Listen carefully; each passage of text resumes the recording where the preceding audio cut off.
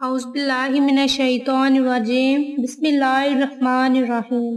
محترم سامعین، السلام علیکم ورحمۃ اللہ وبرکاتہ۔ میں آپ سب کو اپنے چینل عائشہ اسلامک ہسٹری میں خوش آمدید کہتی ہوں اور دعا کرتی ہوں کہ اللہ تبارک و تعالیٰ آپ سب کو خوش رکھے، آباد رکھے اور آپ پر اپنی ہزار رحمتیں بارش کی طرح برسائے، آمین۔ سامعین، جیسا کہ آپ سب لوگ جانتے ہیں کہ محرم الحرام کا مہینہ شروع ہو چکا ہے۔ محرم الحرام کے مہینے کی بہت سی فضیلت و برکات ہیں۔ یہ بہت ہی بابرکت مہینہ ہے اور اسلامی مہینوں کا پہلا مہینہ ہے، اور اس مہینے کو احترام والا اور عزت والا مہینہ قرار دیا گیا ہے۔ دین اسلام قربانی کا نام ہے۔ اس کے سال کی ابتدا اور انتہا قربانی سے ہوتی ہے۔ اسلامی سال کے پہلے ماہ محرم الحرام میں نواسۂ رسول صلی اللہ علیہ وآلہ وسلم حضرت امام حسین علیہ السلام نے اپنے 72 جان نثاروں کے ساتھ دین اسلام کو بچانے کے لیے میدان کربلا میں قربانی دی، تو دوسری جانب اسلام کے آخری مہینے میں ذوالحجہ میں پیغمبر خدا حضرت ابراہیم علیہ السلام نے اپنے لال حضرت اسماعیل کی قربانی دینے کے لیے تیار ہو گئے۔ اسلام ہی دنیا میں وہ واحد عظیم ترین دین ہے جس کا آغاز اور اختتام دونوں میں شہادت قربانی نمایاں طور پر نظر آتی ہے۔ حضرت امام حسین علیہ السلام اور حضرت امام حسن کے بارے میں حضور صلی اللہ علیہ وآلہ وسلم فرماتے ہیں کہ حسن میرا بیٹا سید ہے اور حسین سید شہاب اہل جنت ہے۔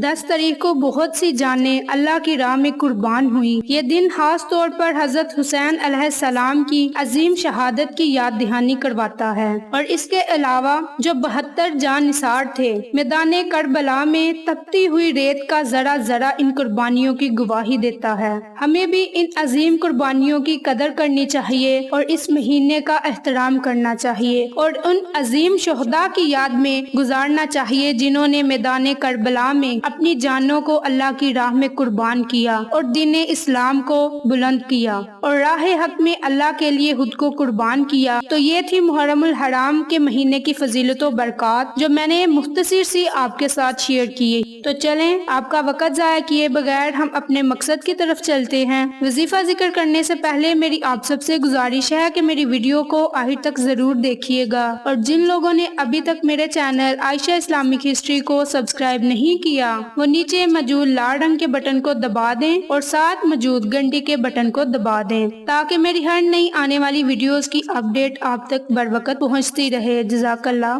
سامعین، آج میں آپ کے ساتھ 9 اور 10 محرم الحرام کا خاص وظیفہ شیئر کروں گی۔ یہ وظیفہ بہت ہی خاص اور آسان ہے۔ اس وظیفے کے کرنے سے آپ کو بہت سے فائدے ہوں گے۔ یہ وظیفہ خاص طور پر حضرت امام حسین علیہ السلام اور ان کے ساتھ 72 جان نثار جو کہ میدان کربلا میں شہید ہوئے، ان کے صالح ثواب کی نیت سے آپ نے نوافل ادا کرنے ہیں۔ نوافل ادا کرنے کا طریقہ کار اچھی طرح سن لیں اور سمجھ لیں کہ آپ نے نوافل کس طرح ادا کرنے ہیں۔ آپ نے 9 محرم والے دن نماز ظہر کے بعد 4 رکعت نماز نفل پڑھنے ہیں۔ نفل آپ نے اس طرح سے پڑھنے ہیں کہ ہر رکعت میں آپ نے 3 مرتبہ آیت الکرسی کو پڑھنا ہے اور 25 مرتبہ سورۃ اخلاص کو پڑھنا ہے، اور 4 رکعت آپ نے اسی طریقہ کار سے پڑھنی ہے کہ سب سے پہلے آپ نے سورۃ فاتحہ کے بعد آپ نے 3 مرتبہ آیت الکرسی کو پڑھنا ہے اور اس کے بعد 25 مرتبہ سورۃ اخلاص پڑھنی ہے۔ اسی طریقہ کار سے آپ نے 4 رکعت نماز نوافل ادا کرنے ہیں، اور جب آپ نے نوافل ادا کر لینے ہیں اس کے بعد آپ نے اللہ تبارک و تعالیٰ سے دعا کرنی ہے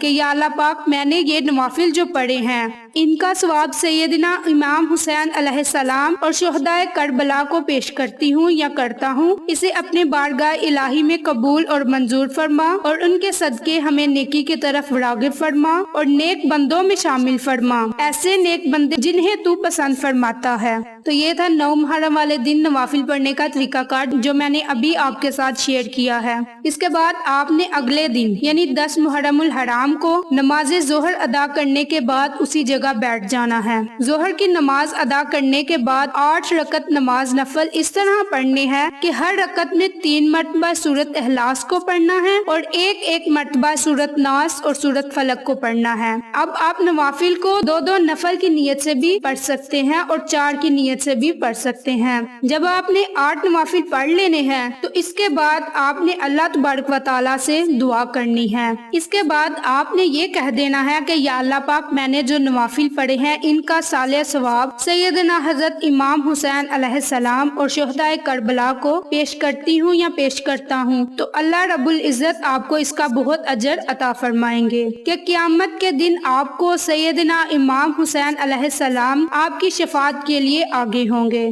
तो ये थे 9 और 10 मुहर्रम वाले दिन नवाफिल पढ़ने की फजीलत और बरकत जो मैंने अभी आपके साथ शेयर की हैं। उम्मीद करती हूँ कि आपको इन तमाम नवाफिल की अच्छी तरह समझ आ गई होगी। अगर आपको मेरी किसी बात की समझ ना आए तो आप कमेंट बॉक्स में पूछ सकते हैं, हम आपकी रहनुमाई जरूर करेंगे।